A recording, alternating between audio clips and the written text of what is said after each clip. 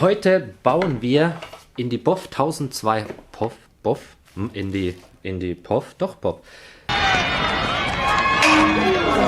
Heute bauen wir in die POF 1200 von Bosch eine Höhenverstellung ein, und zwar integriert in die Maschine für eine Tischfräse. Teil 1 verlinke ich euch in der Videobeschreibung. Als erstes brauchen wir natürlich Gewindestange M8.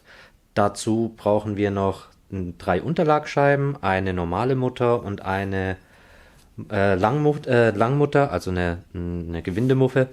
Und ja, zuerst sollten wir die Mutter hier draufschweißen. Draufschweißen tun wir elektrisch, denn ich denke mal, dass mit Wick und verzinktem Material das nicht so gut gehen wird, weil es ist ja nur Zink vorhanden und beim Wick dann ja, sieht es immer so komisch aus und brutzelt vor sich hin, da hast du weniger geschweißt und deswegen machen wir das elektrisch.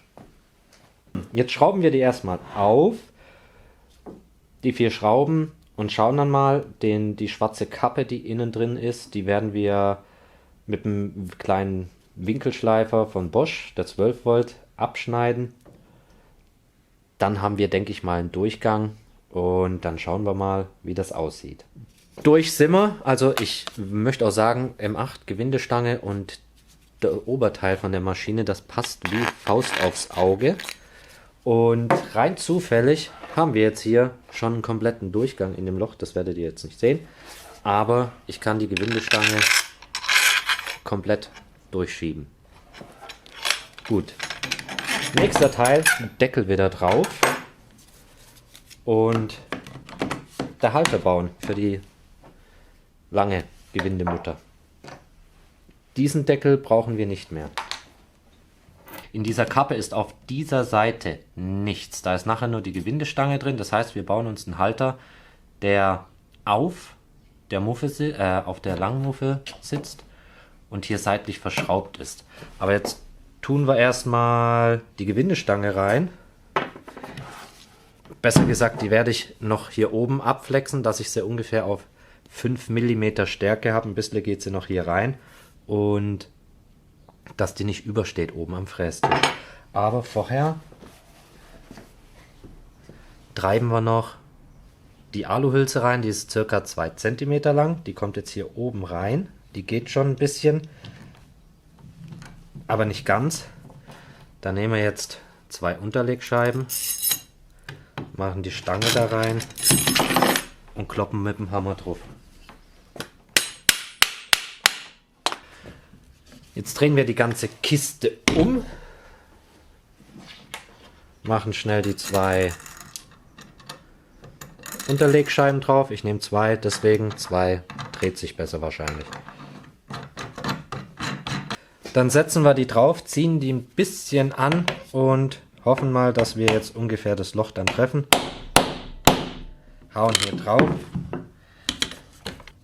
und haben hier jetzt einen Abdruck drauf, den ich versuche mittig durchzubohren.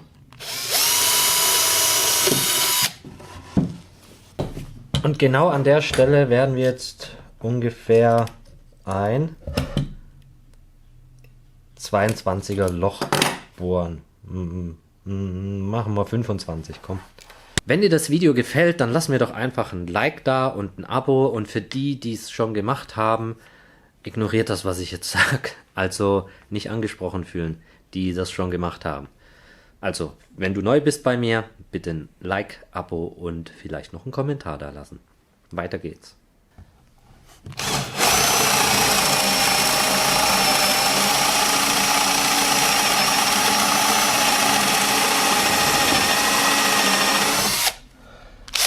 Der Akku ist auch bald leer. Drehen wir es gerade um und setzen die Maschine direkt aufs Kabel. Nein.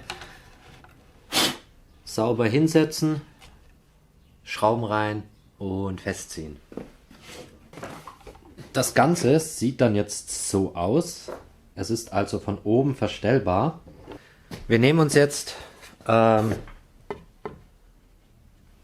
Siebdruck 18 mm schneiden da einen Streifen runter. Machen wir 30. Also ihr seht, das ist mega easy. Wir haben jetzt ein Teil, das ist 35 mal 30. Das andere hat 30 mal 45. Heißt, wir bohren jetzt hier in das obere Teil ein Loch rein, das 13 mm hat. Das ist ja klar, die Mutter hat 13 mm. Du bist so bescheuert. So bescheuert bist du.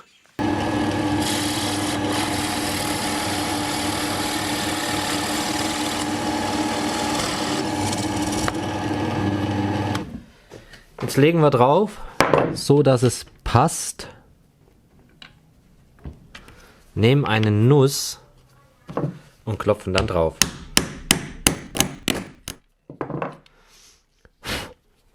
Natürlich ist es jetzt ausgerissen, aber das ist nicht tragisch. Dann bohren wir hier noch 2 Löcher vor.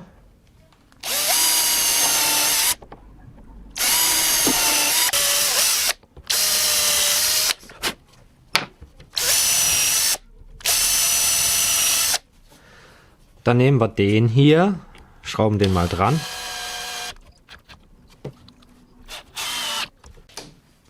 Dann bohren wir hier noch ein 2 mm Loch durch.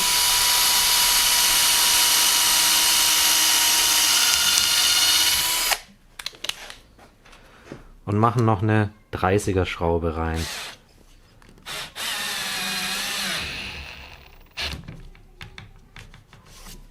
Was ich jetzt noch mache, ist diesen Hebel hier, den möchte ich noch lassen. Gehe ich hier rum.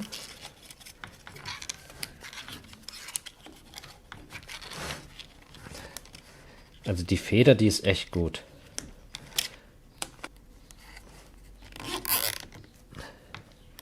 Dann spannen wir den so fest, weil wenn ich hier nach unten spanne, sobald ich runter gehe, löse ich das ja wieder, weil hier der Weg zusammengeht. Also machen wir das so, weil das habe ich nämlich gerade eben probiert. Und jetzt müssten wir eigentlich eine funktionstüchtige Höhenverstellung haben. Ich spanne das jetzt fest.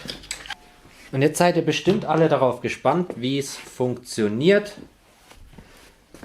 Na, ganz einfach.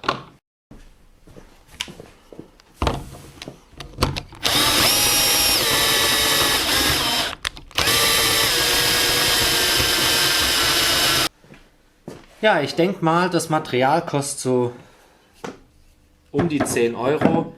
Funktionieren tut's. Ein Tipp aber noch. Macht die Aussparung auf Stärke 8 mm. Erstens wegen den Schrauben. Zweitens hier bitte eine große Unterlegscheibe rein. Und wenn möglich die 8 mm, dass ihr hier eine größere Unterlegscheibe reinkriegt, dass ihr auf dem Material fahrt und nicht in der Aussparung drin. Es macht ein bisschen Geräusche.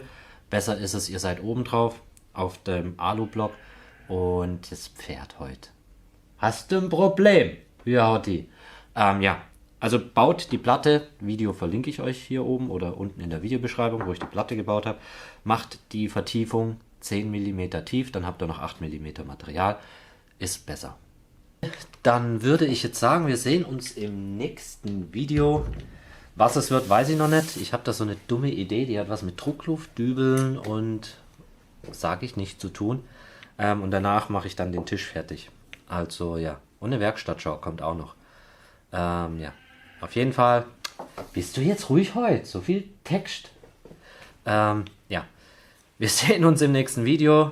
Unten Teil 1 verlinkt, Werkzeuge auch, die ich im Video benutzt habe. Und ja, euch noch einen schönen Tag. Bis dann und ciao.